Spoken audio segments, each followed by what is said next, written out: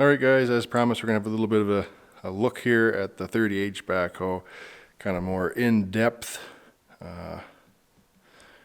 than we have previously looked at it. So I have the brochure for this thing with the specifications on it. I'll try to insert it at the end of the video so that you guys can pause and read through it or whatever. And also I'll post it on the Facebook page or something like that so you guys can see it there. But here's the story on this thing. The guy had it for digging graves, as far as we understand, and he bought it new. It was a one owner, and he passed away some point in the last year or year and a half or something like that. Anyway, so the backhoe had been sitting for 3 years, as best as we could tell when we got it, and it had ran, I think, a year and a half or something before we got it. So it's in pretty rough shape, obviously. Mechanically it's fine, but cosmetically she's pretty rough. You can tell by the rust and that. So I don't know if it's seen some salt roads or what. I mean, it wasn't really any further from or any closer to the ocean than the farm is here, and we don't really see that kind of rust. But I would say it must have seen some salt from road salt over the years or something like that. But anyway, she's a 1991 Massey Ferguson 30H power shuttle. There's also a manual shuttle version of this, which was a little bit different, but this is the power shuttle, so it's got the torque converter in it and the little solenoid flipper for forward and reverse on the side of the steering wheel there. So it is a power shuttle. It's got a 4-speed transmission in it, so 4 forward, 4 reverse, not like a farm tractor where you'd have 8 or 12 or whatever gears. It's only got the 4, which seems to be enough, I guess. So the loader is a mechanically self-leveling loader, as you can see. It has the hydraulic reservoir. I think it has separate hydraulics for the, well, I shouldn't say separate because it doesn't have any other hydraulics, but the hydraulic system for the loader and the backhoe, I believe, are separate from like the transmission. It's got a front mount hydraulic pump, which I believe I looked up the other day. It was 15.5 gallons per minute or something like that. But you'll see that in the brochure. Front tires are, I want to say 11L15s, but I can't see a size. Oh wait, no. Yeah, 11L15s. So 11L15s on the front, and the rears are 14.924. So the back tires on the back are the same size as what's on the front of the 3070, and they're actually smaller than what's on the back of the 135 also.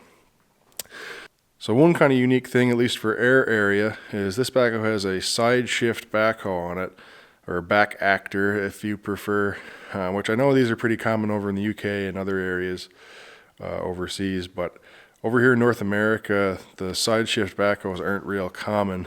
Typically you'll have the fixed backhoe with the fold down stabilizers, so that's kind of a unique feature.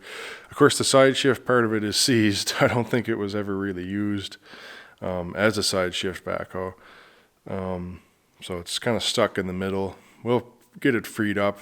It's just going to take a little bit of doing. The backhoe is a 325 Massey backhoe. That's just kind of the backhoe that came on it. It's a nice little size. I'm not sure what the digging depth is on it rather than offhand, but you'll see that in the brochure and stuff. But there is a little bit of welding and stuff that's been done to it. You can see right here that's been welded, and I assume this plate must have been put in because it's not painted, or there is no paint left on it, and there's been some welding right there. So there's been some work done in this area. of the backhoe. We see a lot of rocks and stuff over here, so it can be pretty hard on equipment, and everything's, it's pretty sloppy. I mean, it's an old backhoe. So this here is actually a mount for, if you guys can see, if it's actually, there we go. A mount for a stabilizer. There's a stabilizer that goes from here down to here on either side to keep the backhoe from swaying going down the road. I know a lot of the side shift backhoes that I've seen over in the UK, and that it seems like the backhoe's always shifted to one side and then folded up against the back of the machine. I don't know if this one will do that and travel down the road like that, but I mean, we'll try it when we get the side shift working, I guess. So as you can see, we're still working on the outside here, but the fenders in this thing are pretty ripe. The cab is, it's rusty, so it's going to take a lot of work to get that back 100% or even 50%. Got a cast front axle on it. Dad's got the hydraulic filter thing off there. He's busy changing hydraulic fluids in it and stuff right now, and I'm not sure exactly what his plan is after that. I don't know if he's gonna start dismantling it the rest of the way immediately or what, but we did change the oil and filter on it, the engine oil and filter. As you can see, there's a brand new filter on there. It was pretty crummy looking before that. It had water in it and stuff from sitting, so we wanted to change that right away, and we've done that. I'll have to change it again, I'm sure, but the steering cylinders on it aren't exactly what I would call different than the 135. It's a pretty similar steering setup, just maybe a little bit of heavier components. They did change the gasket on the back of the fuel pump that was leaking too. That was leaking engine oil out of there. The muffler on it had been replaced. We actually do have the old muffler as well, which is junk anyway, but we do have it. So this is a plexiglass window that'll have to be replaced, obviously. So here's the interior of the cab. Seat's looking a little tattered. We'll have to fix that, I guess. And there's the 4-speed gear shift, as I mentioned before. 4 speeds, 1, 2, 3, 4, and then you got your power shuttle, which is right here. Focus, right here. So there's that. This here, I believe, is a Diff lock lever, which is, I don't know if it functions or not. The floor is rotted out where the shifter mounts, so it kind of just moves freely. And you can see Dad's been doing some dismantling in here already. The cover's gone off of the joysticks there and whatnot. There's the kind of control panel apparatus for that. As you can see, I don't know what these stickers mean here. Not really sure what that is, the 106 and 84. But you can see there's the data plate for it. She was made in Manchester, England at the Massey Industrial Plant in 1991, I think I mentioned. And there's the solenoid for the, not solenoid, but the fuel shutoff has been moved there for one reason or another. It's got a clutch on it, which is kind of just like a dump, I think. It doesn't do anything. I don't know, it's just like a switch and it's just there for looks or what. But it does work, it's not like a real true clutch. Yeah. Not sure what all else to say about it. There was a wasp's nest in here, as you guys seen, but I think they've been more or less eradicated. And yeah, back tires aren't, tread-wise, they aren't in too terrible a shape. There's a little bit of life left in them. They're cracked though, so I'm not sure what his plan is there. Probably leave them as is. But yeah, you can see all of the rot and stuff. It looks like the backhoe is meant to be able to come off of this thing. You can see it disconnects right there.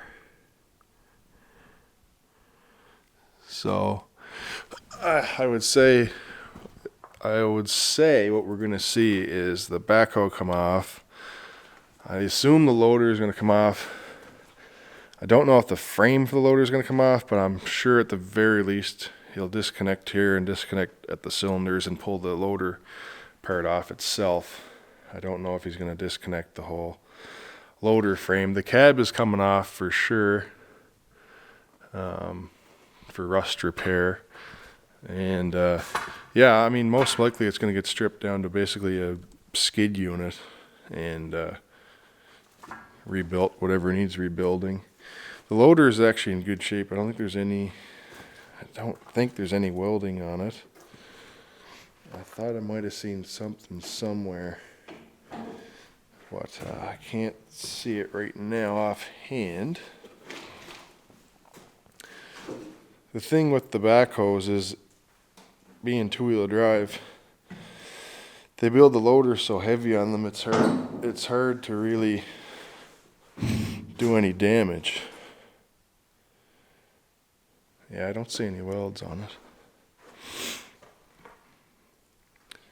It's hard to do any damage to them because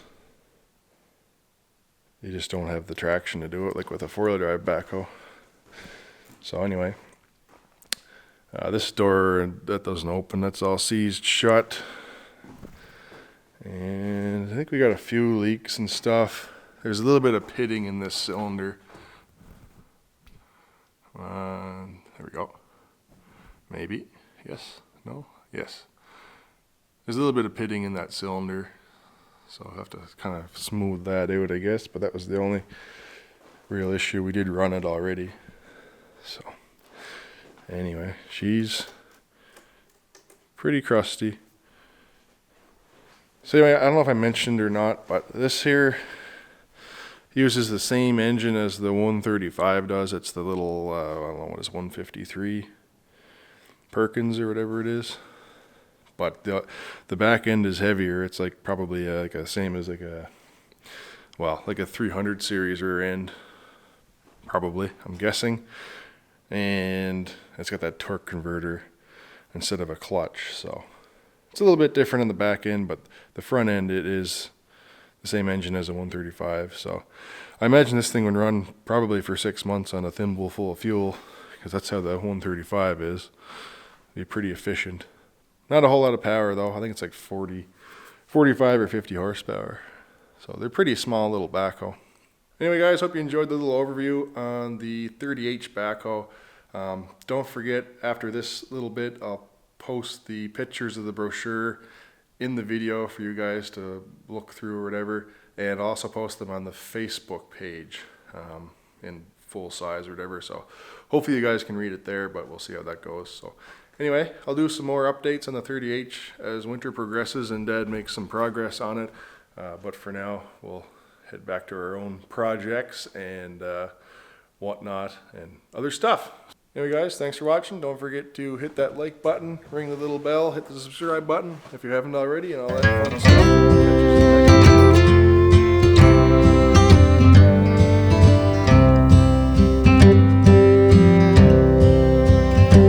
Take me back to the old dirt road where Mama and Papa used to go. Let's sing all them songs from a long time ago and pine for them old days of yore. Well, let me run through the breeze like the leaves on the trees. Let me fly like the leaves when they fall. Well, let my mind go serene like a cool water stream that runs from the mountain so tall. Oh, take me back down the old